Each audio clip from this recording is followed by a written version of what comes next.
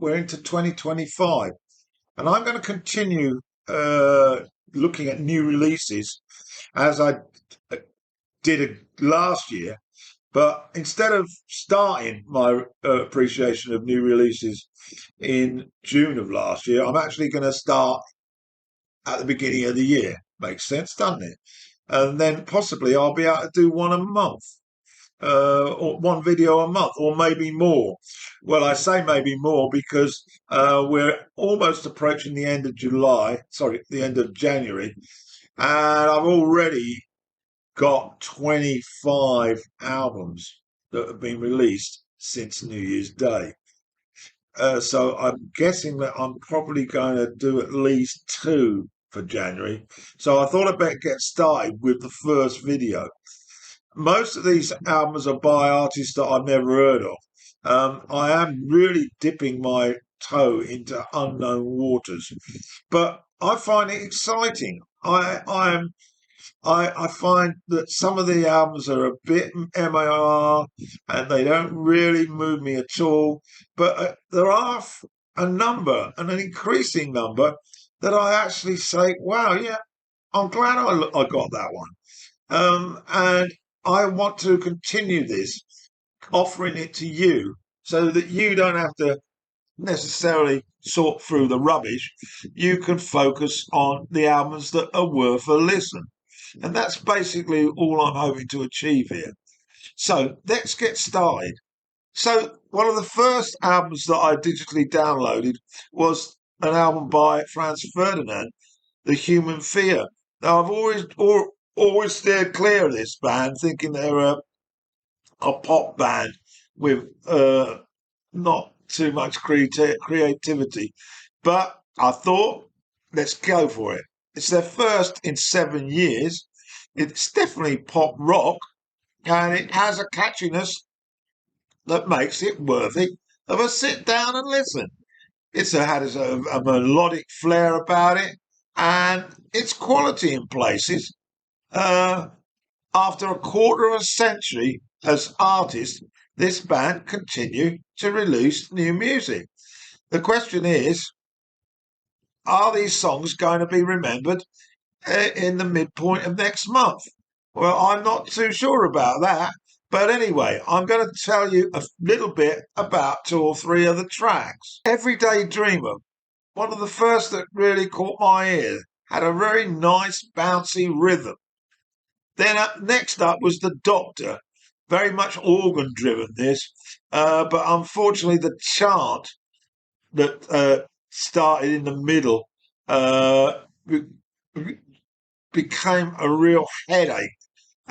Really, I decided that it was far too loud and obnoxious.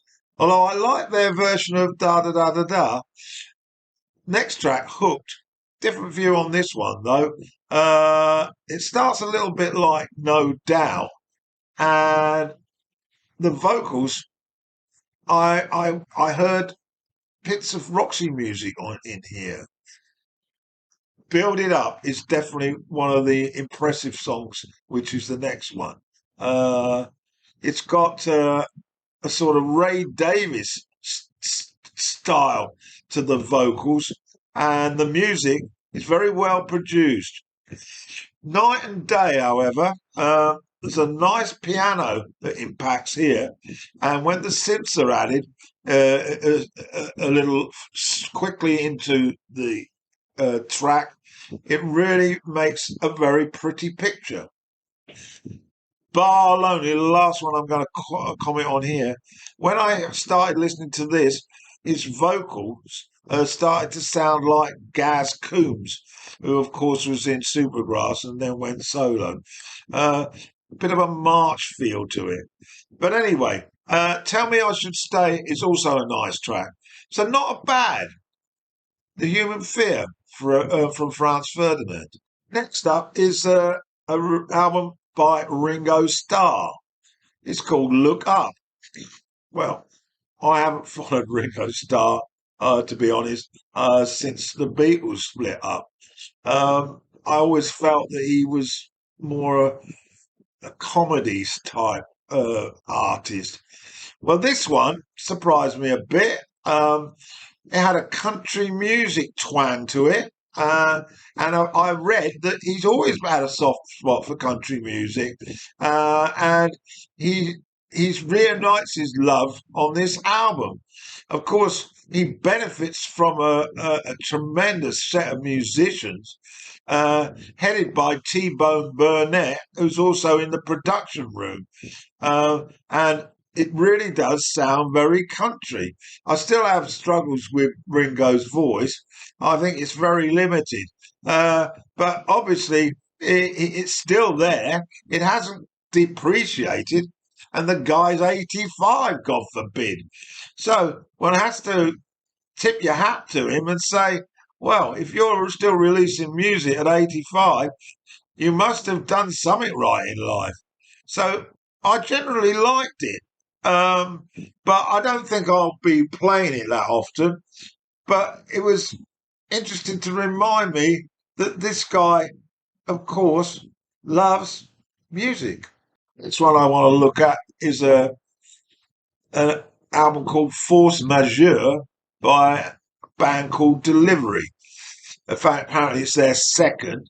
And it's very much a case of rock and roll music here. It batters your ears, a bit like punk garage rock, or call it what you want. It reminded me of the MC5 meets the Ramones. And at 70, I can only handle about 15 minutes of this style of music, and then I have to take it off. But for those 15 minutes, I thought not bad at all. And I would suggest if you're into this style now, and you're probably a few years younger, my favourite track was a sort of more of a nod to guitar that I heard in my youth. Uh, and the only ones come to my notice. So it wasn't all thrash. Well, it wasn't thrash at all, but thrash in my eyes anyway. Worth a listen, I think. Fourth offering is an album called DIA by a female. Her name's Ella Minas. It's also her sophomore album. It's got some soul-bearing songwriting, and it's a bit audacious and electric pop, I would describe it as. Um, Track one, um, 3 minutes of haunting sounds that sparks into a fluttering electronic palette I've written. Instrumental, not bad at all. Her soulful voice, can't remember her name, on track two, adds to the mysticism that one might hear Bjorg when one listens. And I took a moment to reflect on how far electronic music has developed since those early days of Kraftwerk and Autobahn. That's where my beginnings of electronic music were established. Um, she sings in the Spanish language on the finale Combat, and it's pretty nice stuff. DIA, Ella Muniz. Next one I want to look at is called Into a Pretty Room. It's by a band called Lots of Hands. They're from Newcastle, and this is their fourth album. Melancholy indie pop rock, it's described as. And it brings together some ambient atmosphere, a bit of distorted vocals. Very mellow indie, I wrote, with a delicate intimacy. That's the opener. Track two, Barnyard, is very acoustically driven with some Elliott Smith-like vocals. In fact, a lot of the songs echoed Elliott's work, it has to be said.